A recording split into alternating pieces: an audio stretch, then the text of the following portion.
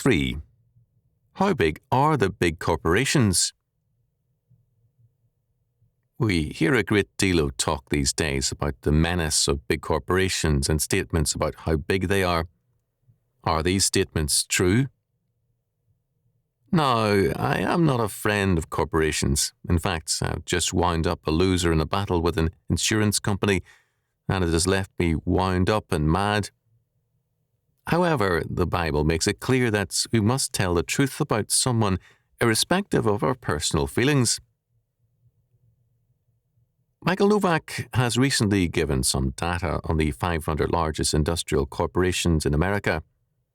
The largest of these is General Motors, with more than 200 units. Its largest branch in Michigan employs, at peak, no more than 14,000 people. In 1979, General Motors was much better off than it is now, and its total number of employees was 839,000. In Washington, D.C., the executive branch of the federal government in that same year listed 2,806,513 employees, and the Department of Defense 971,968. On top of that, General Motors is much larger than most of the 500 big corporations, more than twice as big as General Electric and almost 5 times as big as U.S. Steel, one of the biggest corporations.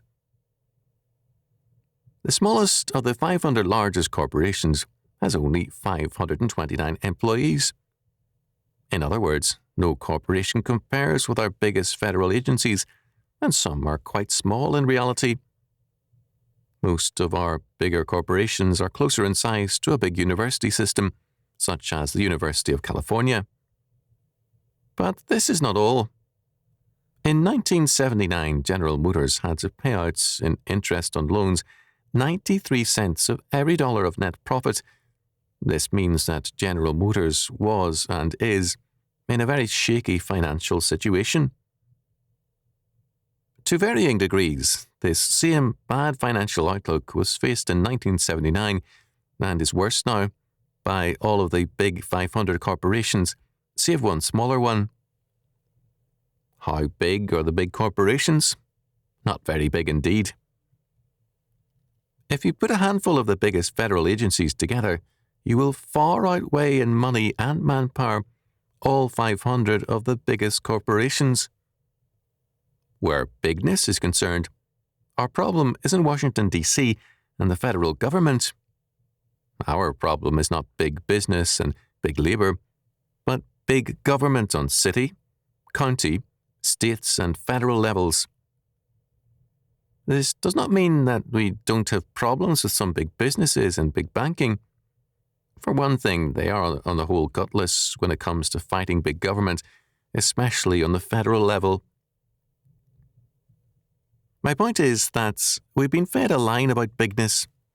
We have been looking in the wrong direction as to the nature of our problem.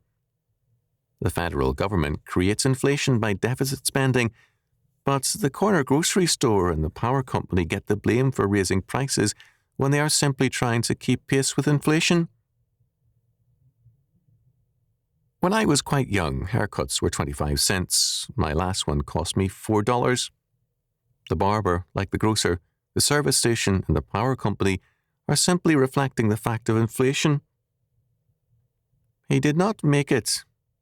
Inflation is made in Washington, D.C., and exported everywhere. Bigness is indeed a problem, but it is the bigness of the federal government which is threatening all of us.